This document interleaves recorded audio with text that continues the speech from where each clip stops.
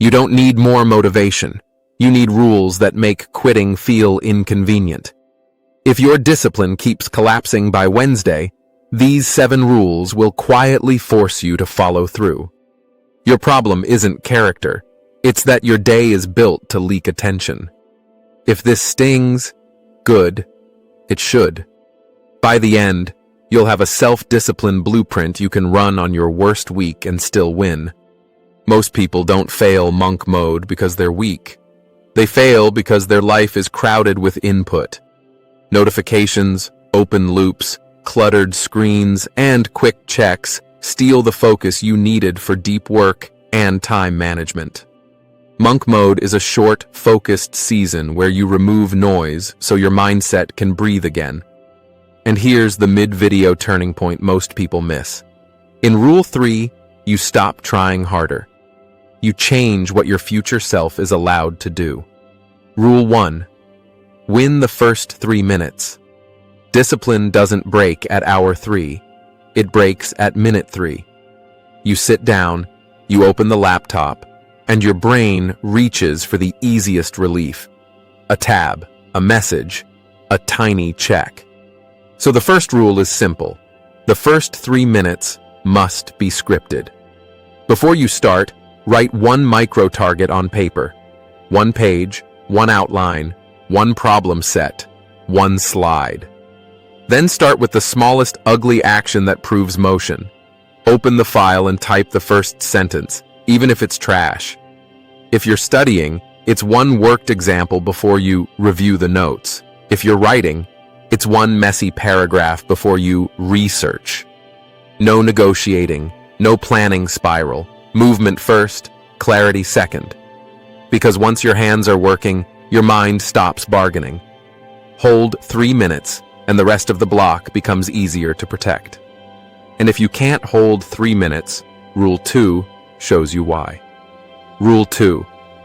Stop relying on self-control in a high-friction environment. You're not broken. Your setup is. If your phone is on your desk, you're choosing distraction. If your phone is within reach, your self-discipline is in a cage match all day. If your workspace has 10 open loops, your brain can't feel safe enough to focus. So treat your environment like a vote. Every object is voting for distraction or discipline. Clear the visible triggers, close extra tabs, remove the snack pile, silence the second screen, tidy the desk edge. Turn off non-essential notifications for the block, not forever, just for the window you're protecting. Then add 1 physical barrier between you and your biggest leak. Put the phone in another room, or at least behind you. This is not extreme, it's honest. Discipline is easier when the default path is clean. Now you're ready for the rule that makes willpower almost irrelevant. Rule 3. Lock the window. Willpower isn't a trait, it's a schedule with rules. Call it the commitment window. Pick a length you can actually honor today, 25, 45, or 60 minutes. Set a timer. Choose 1 task. Write the end condition in 1 line. What finished looks like. During the window, you are allowed to struggle. You are allowed to be slow. You are allowed to be bored. You are not allowed to change activities. If an urge hits, park it on a note and keep your eyes on the next sentence. This is the turning point. Discipline isn't feeling ready. It's obeying the window. But if the rest of your day is still flooding you with inputs, it will pry that window open again. That's why Rule 4 matters. Rule 4. Cut inputs before you cut effort. Adding effort won't save you if inputs keep flooding in. But the real leak is input. Messages, feeds, news, research, and non-stop context switching. If your morning starts with input, your brain spends the day reacting.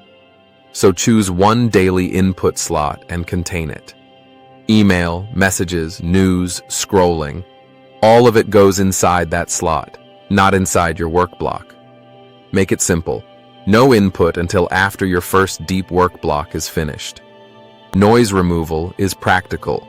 Reduce the chaos you're asking discipline to ignore.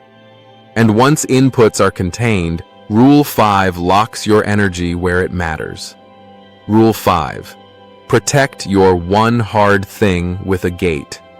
Most days don't fall apart because you did nothing. They fall apart because you did 20 easy things and avoided the one hard thing. So you need a gate, a simple requirement you must meet before you earn the rest of your day. Your gate can be one page written, one workout finished, one lesson completed, or one deep work block.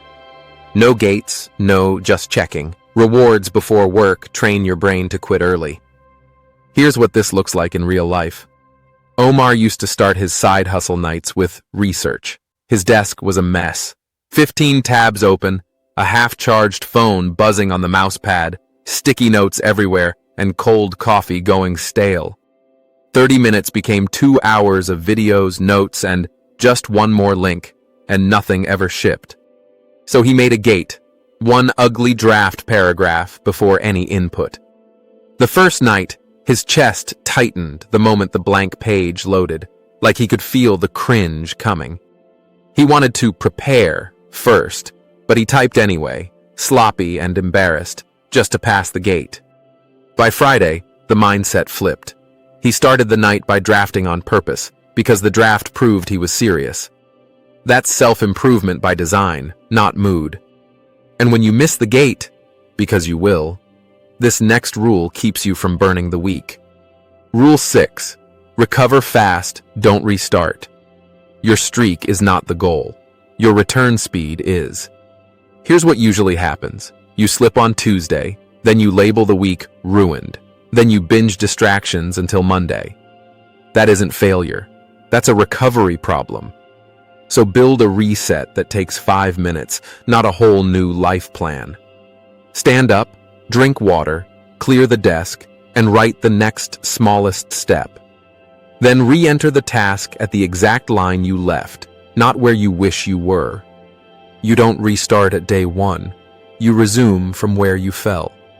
This rule is how people stay in monk mode for 30 days without perfect days. Now, Rule 7 ties everything into a repeatable week. Rule 7. Make Wednesday predictable. If your discipline collapses by Wednesday, it's because your week has no anchor. You start strong on Monday, you overcommit on Tuesday, and you wake up Wednesday with a mental debt. So you need a midweek anchor that protects focus and keeps promises small. Pick one time on Wednesday, same hour, same place, and review 2 things: what you finished and what you're cutting. This is where you tell your calendar the truth. Move one task off the schedule. Close one open loop. Decide your next 48 hours in 5 minutes, so your brain stops arguing. Leave breathing room, so overload doesn't force you into shortcuts. Then, for today, run your commitment window and finish one hard thing before inputs. That is how discipline stops being a fight and becomes a system you repeat. Screenshot Rule 3 right now. That's the exact moment most people collapse by Wednesday, and you need it visible when the urge hits. Comment locked plus the rule you're starting with today, so it's written in public. Next episode, Monk Mode versus Motivation. Discipline always wins. How to act even when you feel nothing. Train your mind and your life will follow.